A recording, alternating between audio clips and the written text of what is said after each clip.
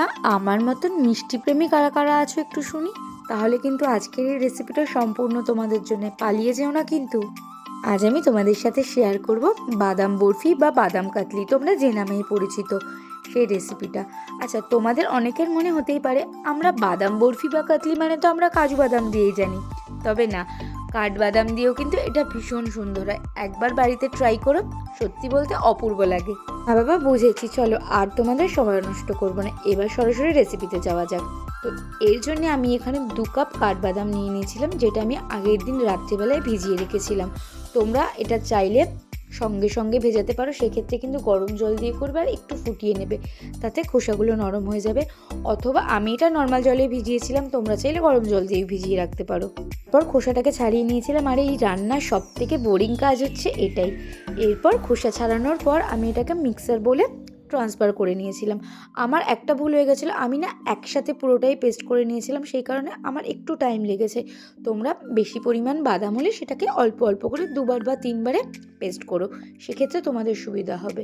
আর paste করার সময় আমি এখন একটু দুধ অ্যাড করে নিয়েছিলাম, তোমরা কিন্তু এর জায়গায় জলও ব্যবহার করতে পারো। যেটা করব সেটা হচ্ছে চিনিটাকে পাউডার ফর্ম করে নেব। তার জন্য আমি এখানে 2 কাপ যেহেতু বাদাম, সেই কারণে কিন্তু আমি 2 কাপই চিনি নিয়েছি। এবার এটাকে ভালো করে মিক্সারে আমি একটু গুঁড়িয়ে নিলাম। এবার একটা ফ্রাইং প্যান বা কড়াই, যেটাই তোমরা নেবে, তার মধ্যে আমি ঘি দিয়ে নিয়েছি।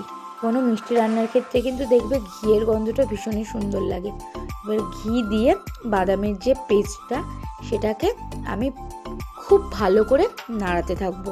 আমি ফার্স্ট এই রেসিপিটা ট্রাই করলাম। আমি না প্রথমে ভেবেছিলাম খেতে হয়তো খুব একটা ভালো হবে না, কারণ কাজু বাদাম দিয়েই খেয়ে অভ্যস্ত, বা কাজু বাদাম দিয়ে সত্যিই খেয়েছি, আমি কোনোদিনও কাঠবাদামে খাইনি। তবে নিজে রান্নাটা করার পর আমি বলছি না, সত্যি খাওয়ার পর ভীষণই সুন্দর লাগছিল। তো আমি ওখানে পাউডার চিনিটাও যেটা, সেটাকে অ্যাড করে দিয়েছি। অ্যাড করে এবার যেটা সব থেকে কষ্টদায়ক কাজ, হাতের জোর কিন্তু এখানে অতি আবশ্যক। এবার কিন্তু এটাকে খুব ভালো করে নাড়াতেই থাকতে হবে, আর এটা কিন্তু কন্টিনিউয়াসলি নাড়াতে থাকবে। যদি নিচ থেকে লেগে যায় তাহলে কিন্তু জিনিসটা খেতে ভালো লাগবে না। আর এই সময় না গ্যাসের ফ্লেমটাকে কিন্তু একদম কমিয়েই রাখবে। তোমাদেরকে রিকোয়েস্ট করবো, তোমরাও খুব সহজে কিন্তু বাড়িতে এটা বানিয়ে ফেলতে পারবে। আর একবার অতি অবশ্যই ট্রাই করো। কাজু বাদাম দিয়ে তো কাজু বরফিতে আমরা খাই, একবার কাঠবাদাম দিয়ে করে দেখো, স্বাদ কিন্তু সত্যিই অপূর্ব হয়।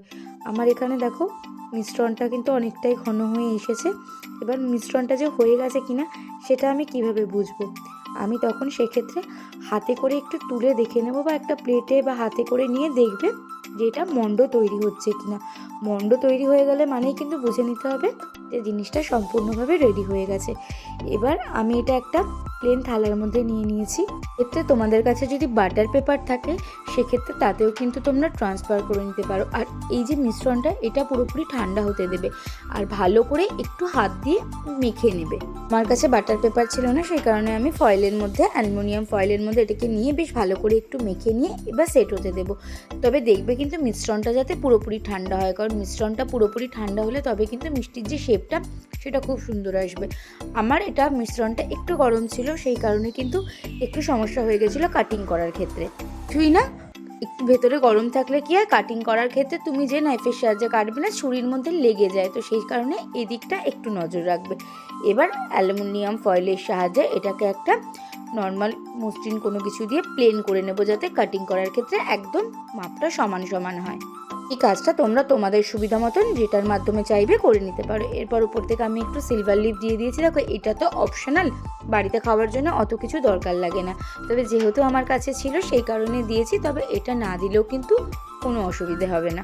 তোমরা যদি সিলভার লিফ না দিতে চাও, সেক্ষেত্রে কিন্তু অন্য কোনো রকম কোনো কিছু দিয়ে, যেরকম আমার পুরোটাই সিলভার লিফ যেহেতু সেট হয়নি, কারণ অতটা পরিমাণে সিলভার লিফ যেহেতু ছিল না, সেই কারণে আমি কিন্তু একটু ফুড কালার দিয়েও এখানে পয়েন্ট করে দিয়েছি, যেটা পরবর্তী সময়ে তোমরা দেখতে পাবে।